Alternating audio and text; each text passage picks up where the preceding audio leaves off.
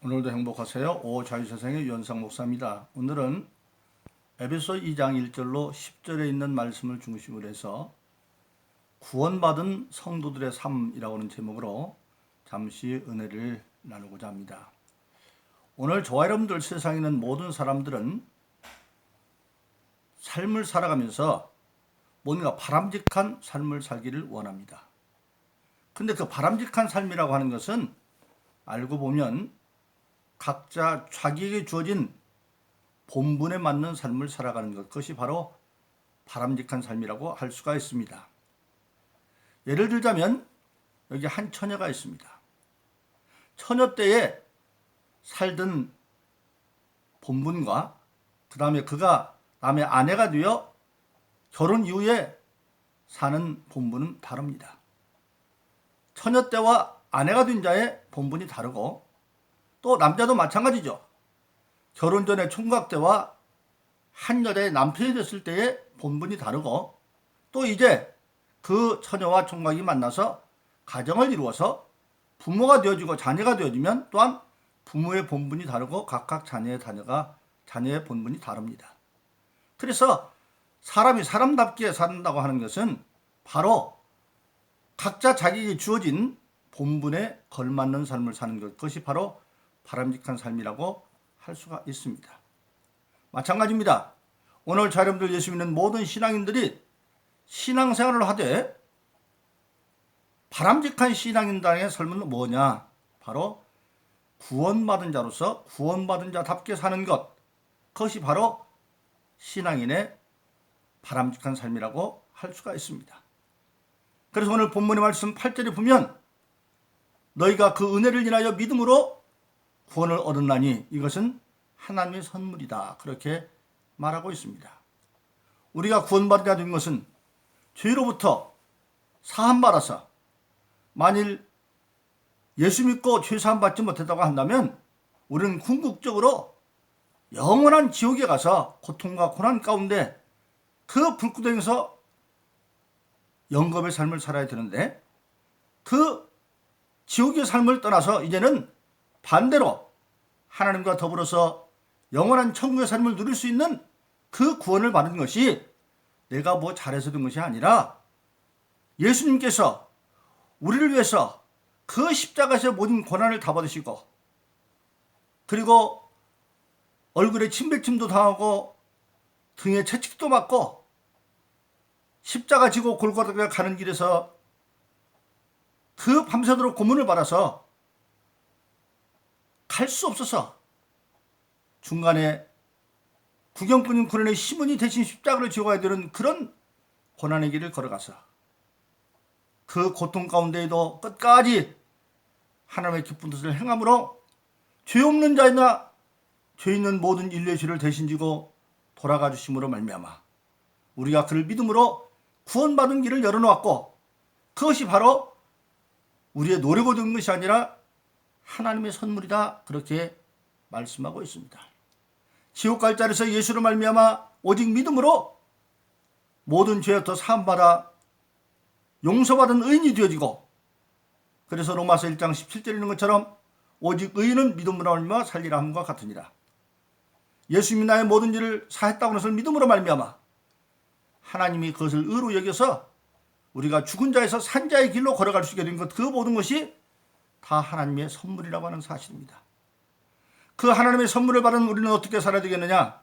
오늘 10절에 보면 예수 그리스도 안에서 선한 일을 위하여 다시 지으심을 받은 자답게 살아라, 그렇게 말씀하고 있습니다.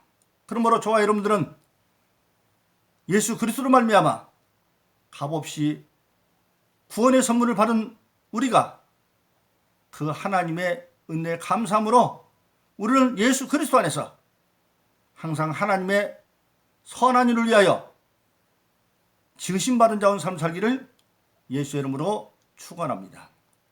그러면 어떻게 사는 것이 그렇게 사는 것이냐? 오늘 본문의 3절에 보면 근본적으로 우리가 예수 믿고 구원받기 이전에는 본질상 진노의 자식의 삶을 살았다, 그렇게 말하고 있습니다.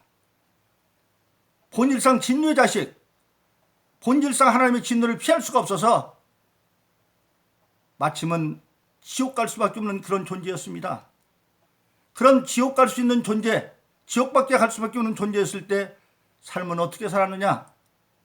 오늘 에베소 2장 2절은 이렇게 말하고 있습니다. 세상 풍속을 쫓아 공중권세 잡은 자, 즉 마귀죠.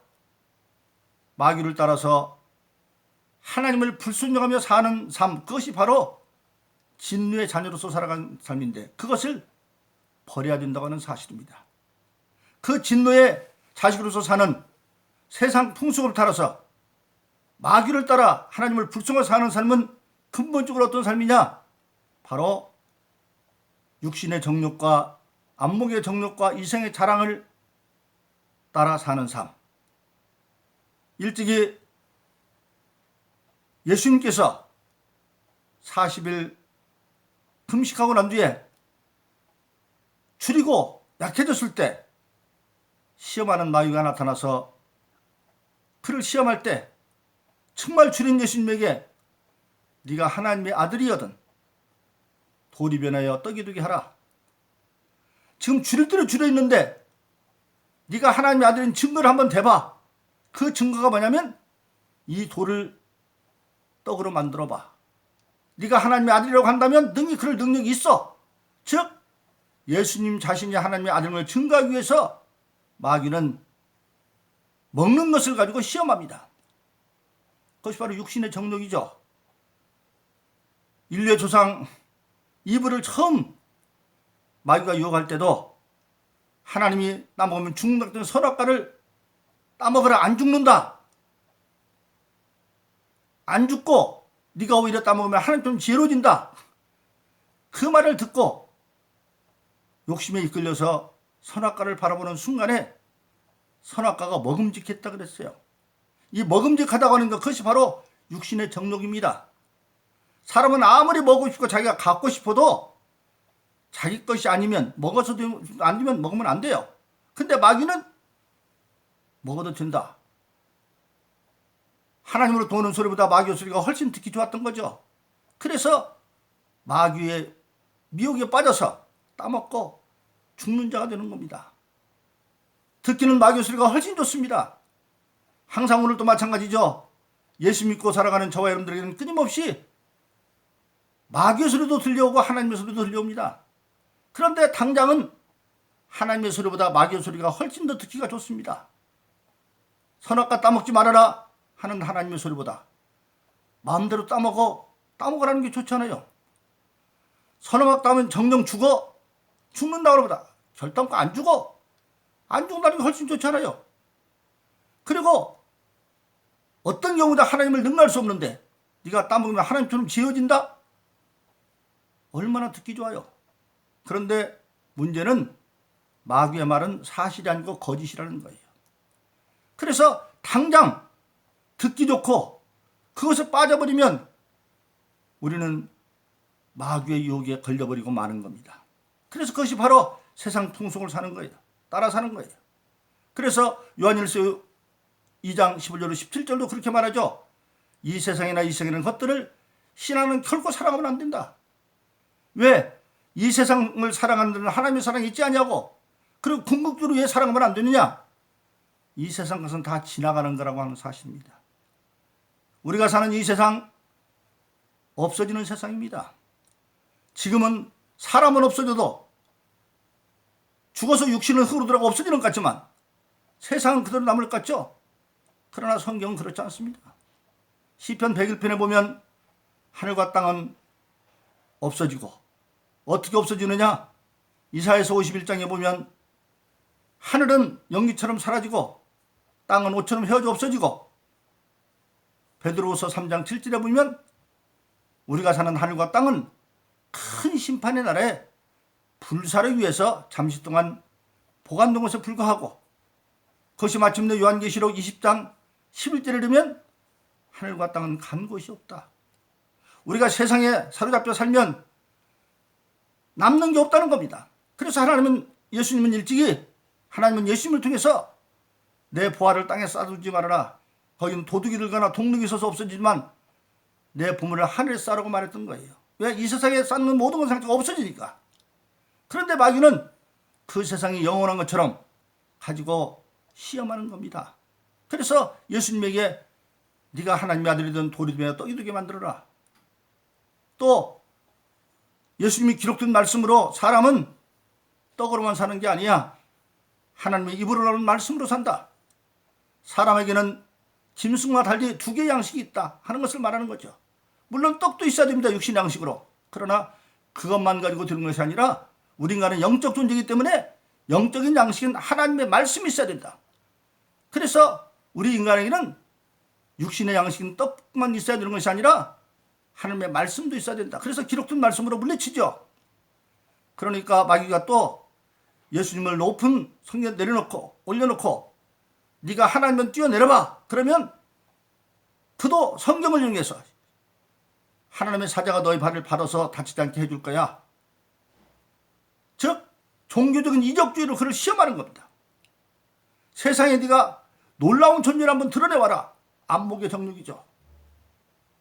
네가 정말로 하나님의 아들답게 보암직한 존재로 한번 너를 증거해봐. 그때 예수님은 하나님을 시험하지 말라고 기록된 말씀을 또 물리치고, 그러니까 이번에는 시험하는 자가 예수님을 높은 산에 올라가서 보이고 천하만국의 영광을 보입니다. 그리고 이번에는 네가 하나님의 아들이라는 말도 빼버립니다. 천하만국의 영광을 보이면서 이건 나에게 속해 있는데 네가 나에게 절하면 모든 걸 다 주겠다. 아직 예수님께서 세상의 모든 죄를 멸하지 않았기 때문에 아직도 마귀는 세상의 임금으로 합법적으로 권한을 가지고 있는 겁니다. 그 예수님이 그때는 책망하지 않아죠. 그러나 예수님 말합니다. 절하면 준다고? 오직 하나님에게만 경배해야 된다. 사탄아 물러가라. 기록도 하면 좀 물러갑니다.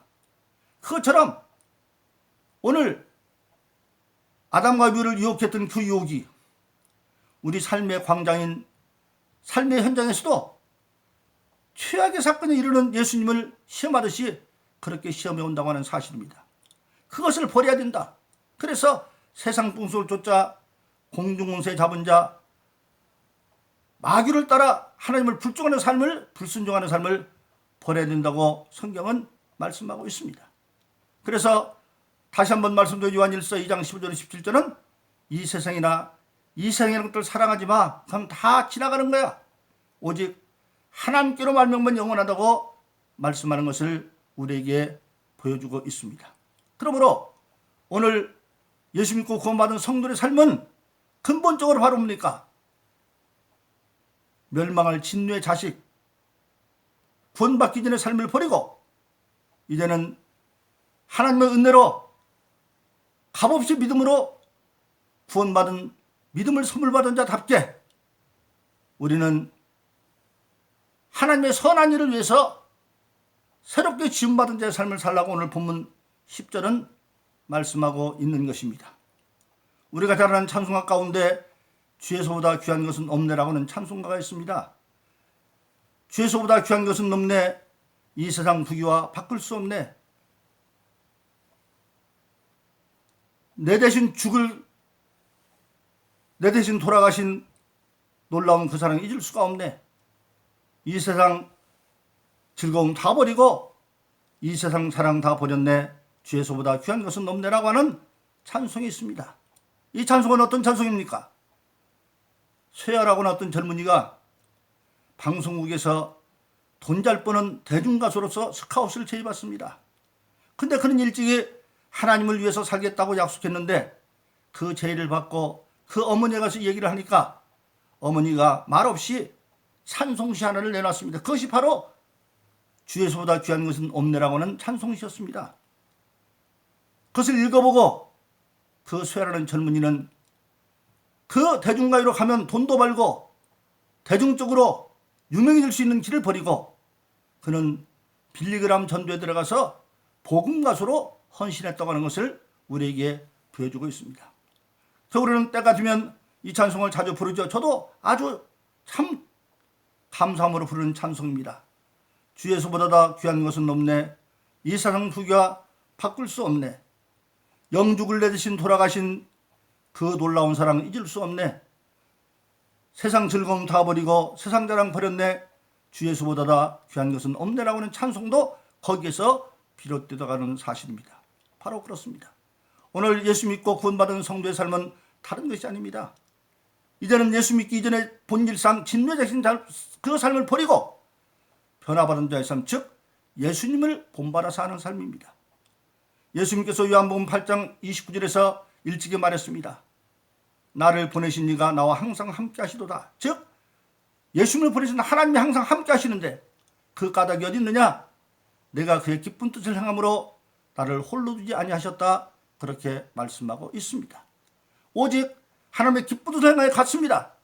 그 길은 고난의 길이고 험한 길이었지만 십자가의 길이었지만 결국은 그 길에 승리해서 예수님은 십자가상에서 내가 다 이뤘다고 선언하셨고 그 예수를 하나님이 살리셔서 마태복음 28장 18절에서 부활하셔서 40일 동안 세상에 계시다가 하늘로 승천하시면서 선언하십니다. 이제 하늘과 땅의 모든 권세를 나에게 주셨다. 그래서 예수님은 지금 하나님 보좌 우편에서 하늘과 땅의 모든 권세를 가진 자로 장차 산자와 중자를 심판할 자로 오실 자로 지금 우리를 돕고 계시는 것입니다. 바로 그렇습니다. 오늘 저와 여러분들은 구원받은 전 성도의 삶을 살면 당장 눈앞에 있는 먹고 입고 마시는 문제가 내 발목을 잡으려고 합니다. 그러나 주님은 그것을 벗어나는 방법을 일찍이 마태복음 6장에서 말씀하셨습니다. 예수님 공생 시절에 유대 나라는 로마에게 나라는 빼앗겼고 10사람 가운데 8사람은 눈만 뜨면 먹고 입고 마시는 것이 걱정인 세상 속에 가난 속에 살았습니다. 무엇을 먹을까 입을까 마실까가 그들의 생존의 최대의 문제였습니다. 그런데 예수님은 어떻게 보면 씨알도 안 먹을 것 같은 말씀을 합니다. 무엇을 먹을까 입을까 마실까 걱정하려 염려하지 마. 누가 걱정하고 염려하고 싶어서 합니까? 없으니까 눈만 뜨면 먹을 게 걱정이고 입을 게 걱정이고 살 게 걱정인데 근데 예수님이 그 해결 방법을 가르쳐 줍니다. 그런 것들 하나님도 여기 있어야 될 걸 다 알아. 네가 구해달라고 안 해도 하나님 알고 있는데 그런데 그 얻는 방법이 뭐냐? 바로 너는 먼저 그 나라와 그 일을 구하라. 그래야만 모든 걸 대해주신다고 말씀하셨습니다. 바로 그렇습니다. 오늘 저와 여러분들은 생활의 문제가 우리의 발목을 잡지만 그 생활을 벗어난 방법이 먼저 특히 예수 믿는 사람들은 하나님의 선한 일을 위해서 일하면 나머지 생존의 문제는 그 나라와 그 일을 먼저 구하면 하나님이 책임져 주신다고 하는 사실입니다. 하나님이 이미 다 우리를 위해서 내 분깃만큼 예비해 놨다고 하는 사실입니다. 그러므로 저와 여러분들은 주님께서 오직 그의 기쁜 뜻을 행함으로 궁극적으로 승리해서 하늘과 땅의 권세를 가진 자로 주님 보좌 우편에 앉아 계시고 장차 심판으로 오실 수 있는 것처럼 우리들도 예수님처럼 예수 이름으로 성령의 도움을 받아서 예수님은 될 수 없지만 예수님처럼 믿음의 승리의 삶을 살아서 궁극적으로 영원한 천국을 향하여 나아갈 뿐만 아니라 땅에 있어서도 그 나라와 그 일을 먼저 구함으로 구원받은 성도의 삶을 살아서 하나님의 보증받는 승리와 축복의 삶을 살기를 예수 이름으로 축원합니다. 오늘도 행복하세요. 오 자유세상의 유현상 목사였습니다. 감사합니다.